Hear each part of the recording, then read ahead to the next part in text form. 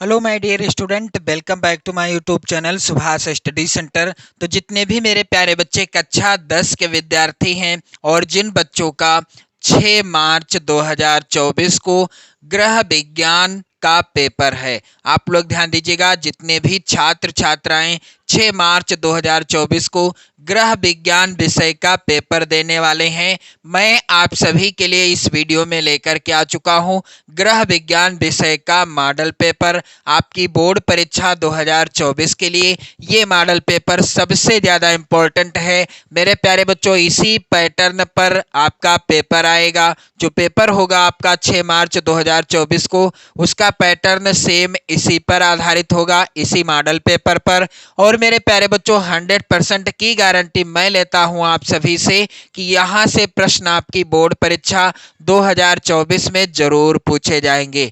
तो जितने भी मेरे प्यारे बच्चे कक्षा 10 के विद्यार्थी हैं, आप लोग इस वीडियो को कंप्लीट देखिएगा। केवल बालिकाओं के लिए है यह मॉडल पेपर। और जैसा कि आप सभी जानते हैं, जिन बच्चों ने यानी बालकों ने गृह विज्ञान विषय को चुना है, उनका भी सिलेबस और बालिकाओं की गृह विज्ञान का सिलेबस यानी जो बालिकाएं हैं उनका भी सिलेबस सेम ही रहता है मेरे प्यारे बच्चों। यहाँ पर तो आप यह मानकर चलें कि ये मॉडल पेपर बालक और बालिकाओं यानी दोनों के लिए अनिवार्य है, दोनों के लिए महत्वपूर्ण है। पेपर का कोड है मेरे प्यारे बच्चों 823 बीजेड और विषय का कोड है 930।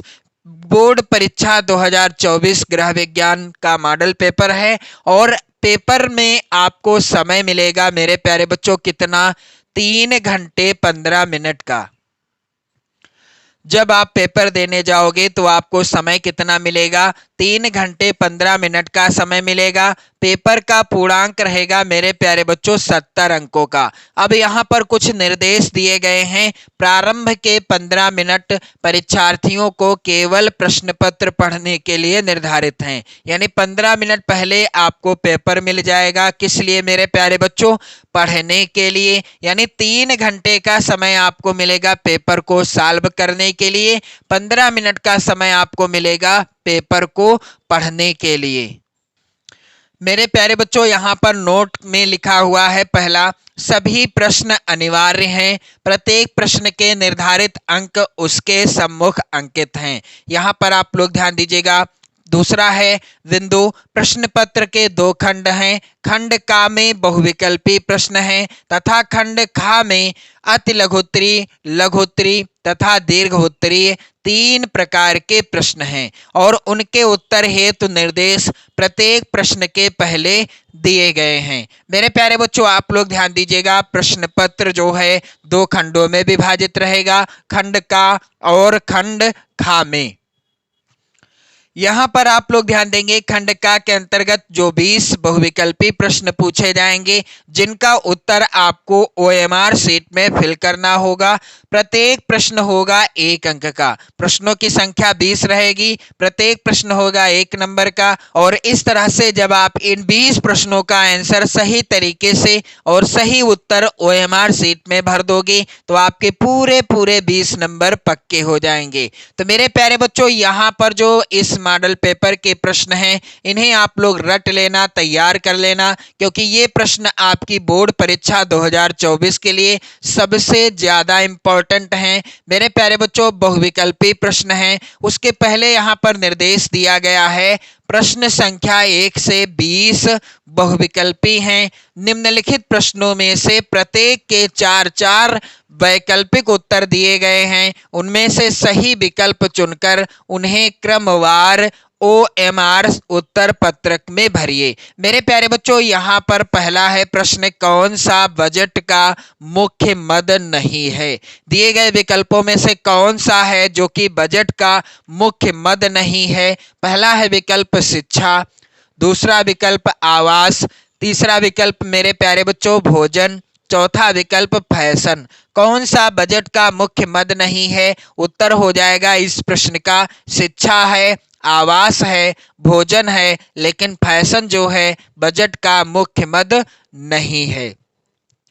प्रश्न संख्या 2 है मेरे प्यारे बच्चों, वेरी इंपॉर्टेंट हैं ये सभी प्रश्न आपकी बोर्ड परीक्षा 2024 के लिए। मैं तो कहता हूं आप इन सभी प्रश्नों को अपनी नोट्स पर जरूर लिख लीजिएगा।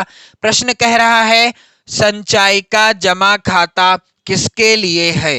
पहला है विकल्प श्रमिक वर्ग के लिए, दूसरा विकल्प नौकरी करने वालों के लिए, तीसरा विकल्प वृद्धों के लिए, चौथा विकल्प स्कूली बच्चों के लिए।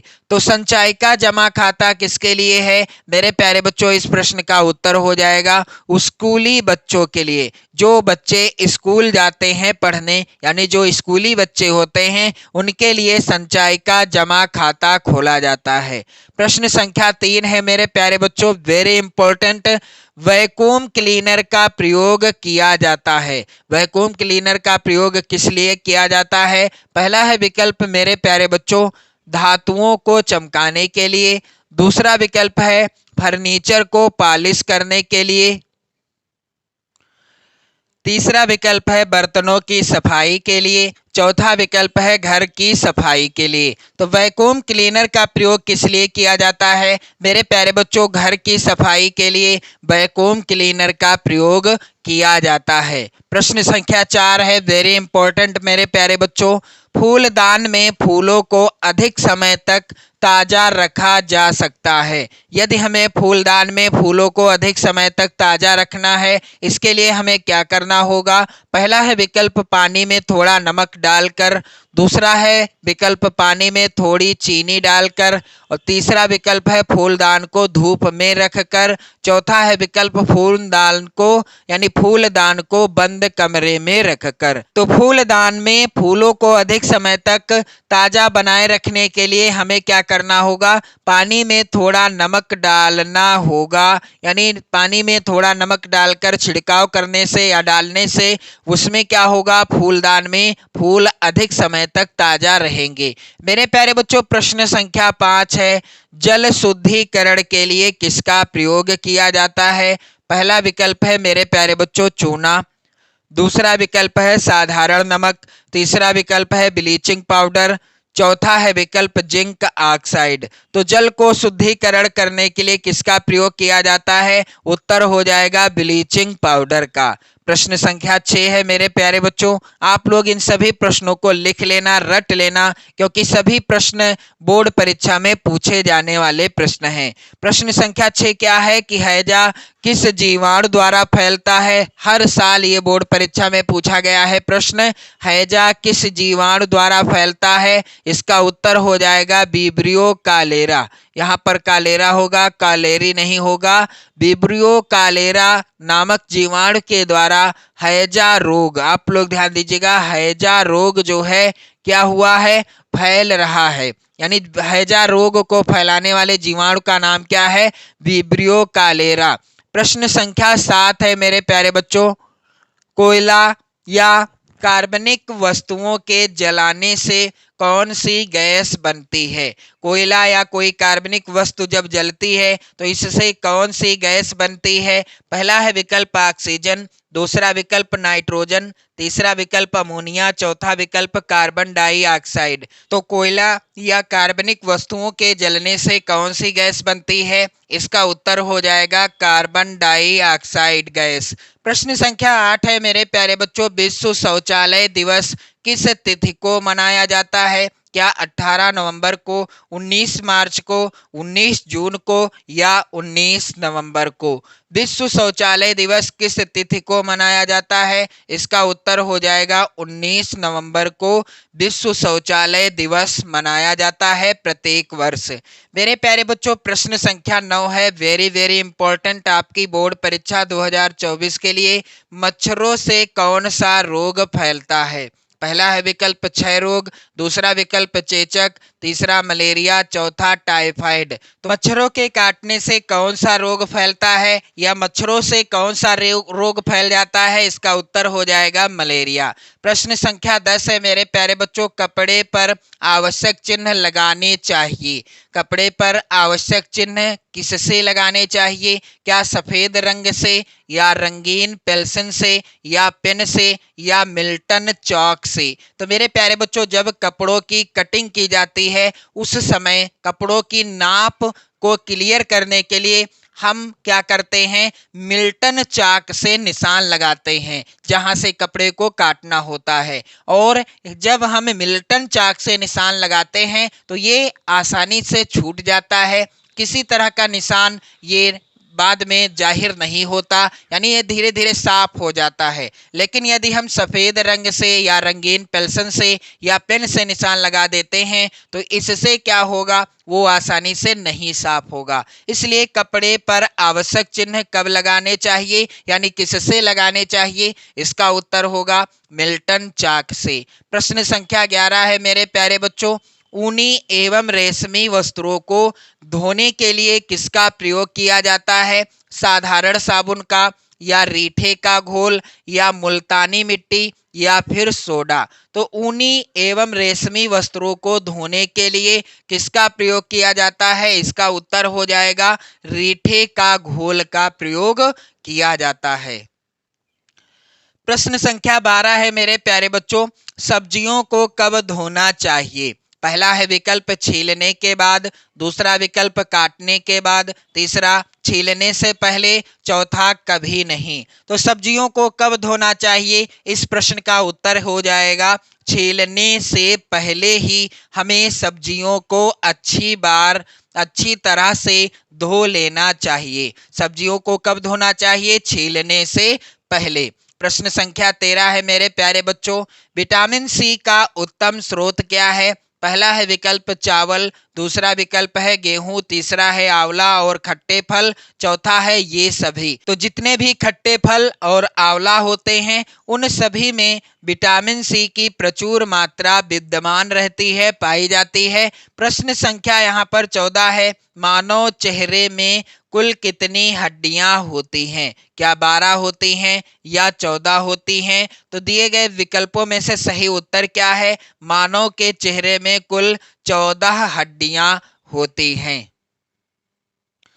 प्रश्न संख्या 15 है मेरे प्यारे बच्चों, मोच आने पर निम्नलिखित में से किसका प्रयोग करते हैं, क्या डिटॉल का प्रयोग करते हैं या सेवलॉन का या कोल्ड क्रीम का या आयोडेस्क का। तो मोच आने पर निम्नलिखित में से किसका प्रयोग करते हैं, इसका उत्तर होगा मेरे प्यारे बच्चों आयोडेक्स का प्रयोग करते हैं। प्रश्न संख्या 16 है, मनुष्य के शरीर में फेफड़ों की संख्या होती है। मनुष्य के शरीर में फेफड़ों की संख्या कितनी होती है, क्या 2 होती है, 1 या 4 या अनेक। तो आप सभी जानते हैं कि मनुष्य के शरीर में फेफड़ों की संख्या कितनी होती है, 2 होती है।